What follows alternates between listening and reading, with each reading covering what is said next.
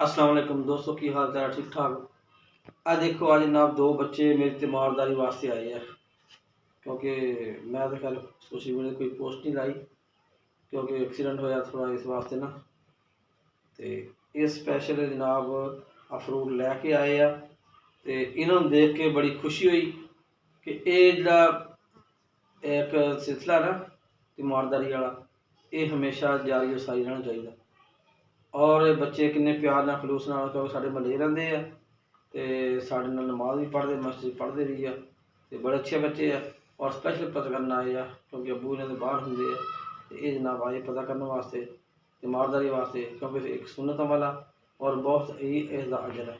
और ये इस वास्ते आए आ कि असीं कहंदे अंकल दा पता करना सी कि अंकल नमाज पढ़नी आ रहे, ते अज आए पता करन, ते इन्होंने जनाब तीमारदारी कीती। तो मैं इन्हों का बहुत शुक्रगुजार, बहुत शुक्रिया अदा करदा। तो माशाअल्लाह अल्लाह पाक इन्होंने बच्चों नेक बनावे और बड़े हो गए अच्छे काम करन, नेक काम करन। तो और तुसीं भी दोस्तों, सारे दोस्त ये अच्छे काम करया करो, तीमारदारी बीमार दी जरूर करया करो। तो और जनाब इस तरह दे एक मिसाल बन जाती है कि इस तरह छोटे बच्चे और तीमारदारी वास्ते आए हैं। बड़ी खुशी हुई देख के इन्होंने मिल के, तो बहुत शुक्रिया इन्हां दा, ते तुहाड़े दोस्तां दा बहुत शुक्रिया।